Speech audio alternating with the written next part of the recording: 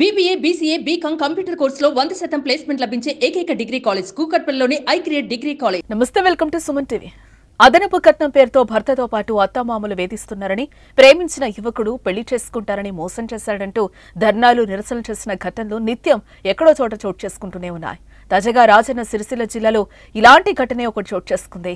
ప్రేమించిన యువకుడు మోసం చేశాడంటూ యువకుడి ఇంటి ముందు యువతి ధర్నా చేపట్టింది. రాజన్న సిరిసిల్ల జిల్లా కోనరావుపేట మండలం సుద్దాలకి చెందిన యువకుడు అక్షయ్, పెద్దపల్లి జిల్లా సుల్తానాబాద్ మండలం పూసలకి చెందిన యువతి కొంతకాలంగా ప్రేమించుకుంటున్నారు. ఇటీవలే ఓ దేవాలయంలో పెళ్లి కూడా చేసుకున్నారు.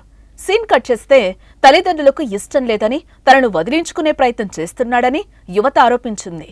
న్యాయం చేయాలంటూ యువకుడి ఇంటి ముందు బైఠాయించింది. విషయం తెలుసుకున్న పోలీసులు ఇరు వర్గాలను స్టేషన్కు పిలిపించి కౌన్సిలింగ్ ఇచ్చారు.